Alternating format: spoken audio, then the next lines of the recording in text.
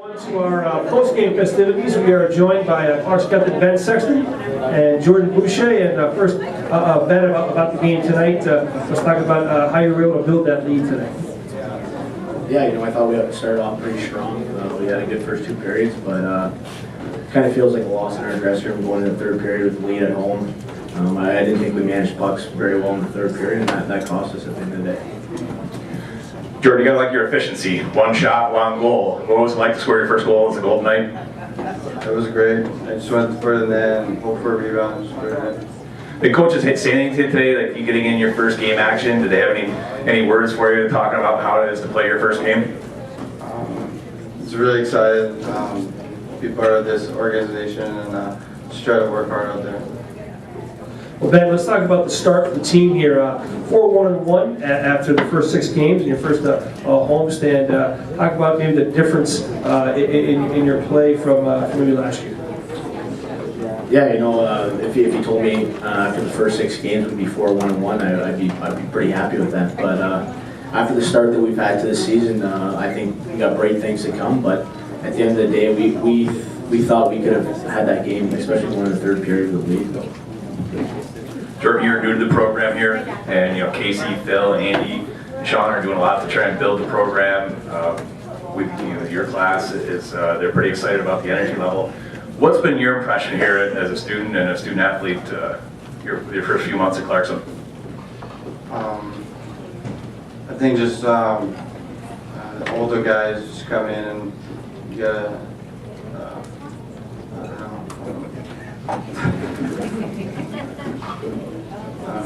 Well, for the record, your English is much better than Phil's when he was a freshman. It's way better than your French, too. Anyway, Ben, let's talk about the team in general. So far, last night, 11 different guys in the score sheet. Tonight, 9 different guys in the score sheet. With a lot of balance in and out of the lineup. Talk about that. Yeah, at the end of the day, we got depth this year. Any guy can step in any given night to fill a role for us. And I think you've seen that there's guys that have only played a couple games, but have been taken out of the lineup just to get other guys in that don't deserve to be taken out. And I think we have 4 lines that can score, so at any given night, anybody can put one in. Ben, what's that do to you guys as players, knowing that there is that depth? And does it create more competition in practice? What does it do for a team knowing that there are guys that can step in and play? Oh, absolutely. I mean, I think guys are kind of looking over their shoulders all the time. It creates a competitive atmosphere in practice throughout the week, and I think it gives guys a little. In saying that, I think it gives guys a little more breathing room that not one guy specifically has to take over offensively every night, and we know we have a balanced attack. Jordan, let's talk about, you mentioned the first career goal, but what are your feelings about coming to Potsdam so far? How have you enjoyed school? How are things going for you? I'm really enjoying it. School's fun, and we have a great group of guys. There you go. There's one last thing for Ben. He's talking about facing a nationally ranked opponent in Colorado College. How much of these first 6 games prepared you to play that squad? Yeah, I think it's been good. I think it'll be a really good test for us next weekend. We got to get back to work Monday, put this behind us, learn from our third period, continue to grow as a team, and look forward to playing CC next weekend. And Benny, what's the difference playing team back-to-back versus in league play? When you play a team once, you don't see another for a couple weeks. It's tough. I mean, anytime you get a team back-to-back, you know that they're gonna come out even harder the next night after a loss, and we saw their push late in the second period and continue on to the third period, and we just got to continue to grow as a team and learn how to handle that adversity and build on it. Ready for Case? Coach Casey Jones, and Coach will give it to you first here. Let's talk about the first 2 periods and what your team was able to do well. Well, it's unfortunate we didn't put them away there in the second period when we had our chance, I thought. But I just thought we executed a good game plan. I thought we got pucks down deep on them when we had control of the puck for most of the first 2 periods. They got some momentum on their power play, and it's just one of those situations we give them one at the end of the period to start the third, and they got a second power play there that they generate a little momentum. But we had opportunities in second to extend the lead. We didn't, and I thought they fought hard and got back in the game. It feels like a loss, unfortunately, though, so giving up the lead in the third period. Any big adjustments you noticed they made, that playing a team back to back, they get to quickly adjust overnight? Something that they did that was pretty effective that you noticed?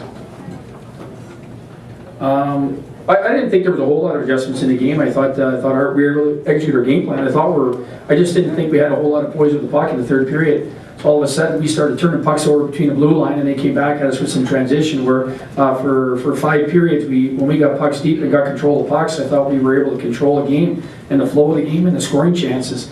And I thought we did that for a good 40 minutes tonight, and it was just one of those situations we kind of didn't have as much energy as we had the first 5 periods in the third period, and I really felt for a large part of the third period there was nothing going on. I don't know, I think there was like 6 to 3 shots in the third period. They just were able to get a couple in the back of the net and then I thought we had good energy in the overtime to try to get the win. But, you know, it was one of those situations where our turnovers, and we lacked a little bit of poise, and we'll have to learn from that. Calling the overtime in the third period, what did you say to the guys between, during those 30 seconds? Well, we just wanted to simplify our game. You know, we're giving them opportunities. You know, we gave up some odd man rushes in the third period. That's really, you can't be giving up odd man rushes when you have a 2-goal lead. You know, you just got to stay above guys, and we're trying to use their aggressiveness against them. They're the ones that got to cheat the game. They're the ones that got to, you know, try to make plays and get on their toes. And we just want to put pucks in behind them and play north-south with them and take advantage of the fact that they were going to be overly aggressive. But you know, we kind of played into their hands in the third period, and it'll be a learning experience for us. You know, one thing that a positive in the 2 games that I've seen live here is that the D as a whole are getting their shots through. Is there something that you guys have talked to them about, or is it just more confidence getting their shots through? But from the point, a lot more shots are seeing at least to the goal line now. Yeah, you know, it's going back there. They're active. You know, I think I've said it before. I think we have the 6 guys back there are coming out, so they're fresher when they're on the ice. So you probably see more activity from them, offensive blue line and joining the rush. Just because sometimes last year through injuries and through our manpower, guys were playing every second shift. We had a short bench a lot of times back there, so they're very limited in ability to get any offensive attack. Where this year we have 6 guys back there, and they're able to jump, they're active, and they can be more effective for us, not only in the offensive zone, but they're more effective defensively for them because they can be more assertive and more aggressive, and they also can join the attack. So that's lending into it. I want to talk about we asked Ben about this question too, about 11 different guys in the score sheet last night. You had 9 different guys tonight. It's been a very balanced attack for your team thus far. What do you attribute that to most? Well, I don't know if I think just we have some depth, so it's you know, we're trying to get some guys. We'd like to get someone that's hot and someone that can produce on a regular basis. I think guys are getting scoring chances right now regularly, but I think we can expect that we're trying to play a team game. Trying to you know, activate everybody in it. So we're hoping we have a balanced attack. We hope we have a lot of guys that can score. So on a given night, we'll be harder to defend. That they're just not going to shut down a couple of lines. You know, that's been the case so far. Like I said, my most disappointing thing tonight, I thought we had the opportunity to bury them in the second period when we took control of that game. I thought we were very much in control of the game, and we let them hang around. When you let a team hang around, a lot of times what you see happen, they get a little momentum in the third period, and then you get back on your heels when you shouldn't be. How was it one time tonight? 3,300 in the stands. It must have been hard to have a great crowd on hand tonight as well. You know, we're trying to create excitement in the building so that people want to be here and watch us play. I think we're playing an exciting brand of hockey. You know, not the greatest finish, like I said tonight, that we wanted. But you know, for us, I thought we weathered the course and got the tie. You know, we're hoping the building's packed every night. Our guys are working hard, and they're committed to put a good product on the ice. And it's obviously nice. Families in town. It's an important weekend for our university. It's an important weekend for our students, and we appreciated the support. That's for sure. You know, you've had 2 road weekends. You're home. Parents' weekend. A lot of craziness. So the dust settles, and it's going to settle in about 5 minutes. What are some things going forward next week that you're starting to game plan, get ready for? What do you want to work on heading into next weekend? Yes, Phil. I want to watch tape first, Josh. You know, we have just we're gonna look at it. Our philosophy here is we'll break down the tape. We'll do our development on Monday with our guys off this game, and then we'll bank it and move on and get better on Monday, and then we'll work on things on Tuesday and make sure that we're improving every day. You know, this week will be our first full week of practice that we've had this season. It's been a weird season from that perspective with opening the season on a Saturday and Sunday. So then you got to take Monday off, and you're kind of just getting back in it on a Tuesday, and you're flying out to Minneapolis on an early Thursday morning. So you really only had one effective practice that week that you're really going after them on a Wednesday to do a lot of things.